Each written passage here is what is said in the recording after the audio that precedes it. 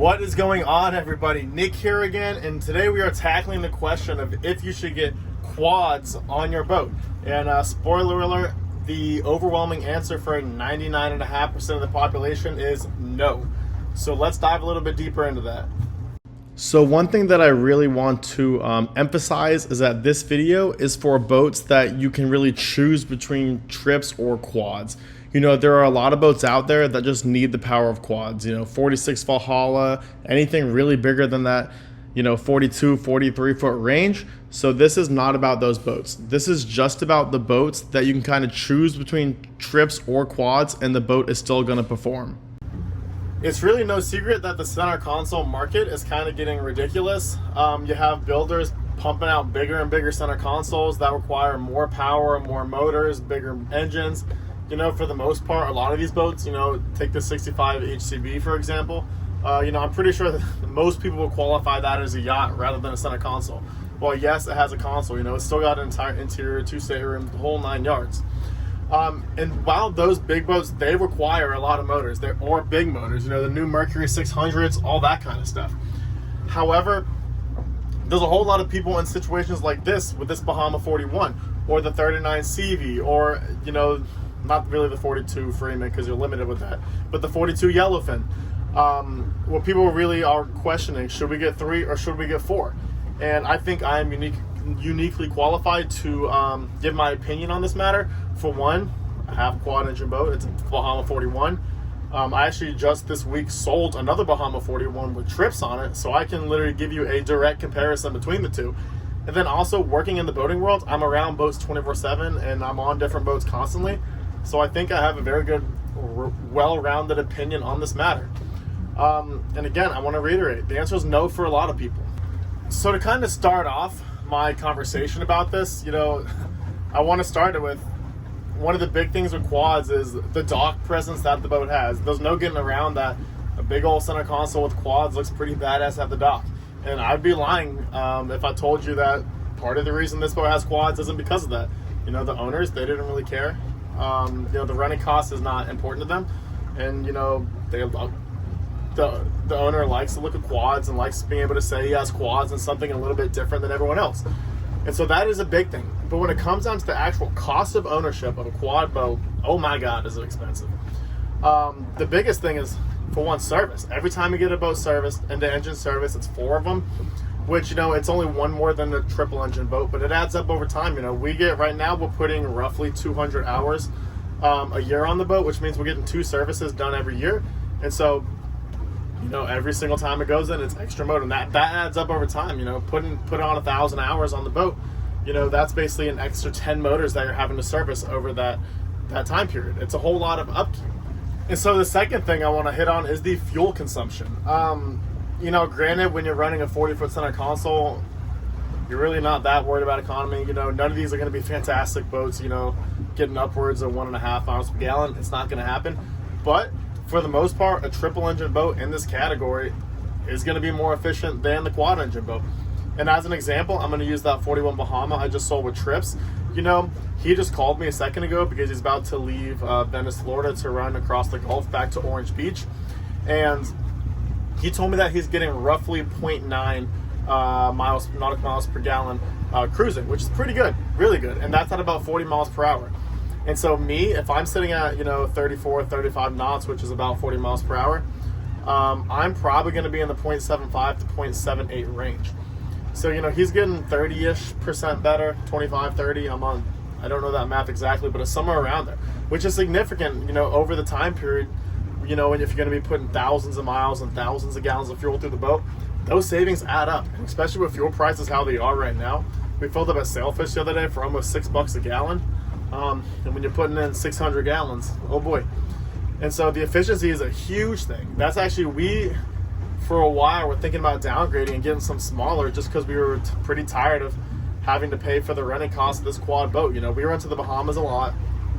We constantly, the boat gets used a lot, I'll put it that way. And so the fuel cost of running quads, it was adding up real fast, and it still is adding up real fast. But, we decided at the end of the day for our uses, it's worth it, which brings me into the topic of really who are quads for? What kind of boater needs quads? And it's a small percentage of the population, but there are people who need quads. So let's go ahead and take a look at that. So why do we have quads on this boat is really the question. And we have quads mainly, again, I mentioned at the beginning, I'd be lying if I said dock presence wasn't a major part of that. But realistically, we load this boat down with supplies and people. I'll make trips to the sandbar with 20 people on board. That's a lot of weight. And on top of that is drinks and food for 20 people. But even bigger than that is I do a whole lot of supply runs over to the Bahamas in this boat. And there are times when I had this thing loaded down with literally thousands of pounds of stuff. There was one summer, we were kind of redoing part of the condo over in the Treasure Key, where I brought over 12 golf cart batteries for the owners, 2 golf carts. I had, I think, 4 or 5 ceiling fans on the boat. I had 20-something cases of alcohol and drinks. I had food for 2 months. I had luggage for the whole family, dive gear, fishing gear. Like, there was easily thousands of pounds on here. And I say that, when the boat was at the dock, I'm talking that thing was loaded down. And in those situations, yeah, we need the quads. 4 motors is going to get up and push that load, no problem. Am I going to get good fuel economy? No. But I still jump up on plane like it's nothing. I'm able to run and keep speeds going over there. I still average, 38 to 40 knots in the entire ride over there. People who are going to be loading the boat down like that, quads are not a bad idea. Because if we had that load with trips on this boat, and again, I've run 41 Bahamas with trips, they would be struggling. For one, it would not want to get up on plane. It would do it, but it wouldn't want to do it and just jump up like it does with quads. And those motors would be struggling all the way to the Bahamas and getting absolutely piss poor economy doing it. And so that is honestly the main reason we have quads on this boat. It's when we load it down. And again, that's because the owners can afford to have those quads. If you can't afford to have the quads, it's not worth it. Lighten your load, do something. But it's the people who have the money to have the luxury of being able to have quads, they can do it.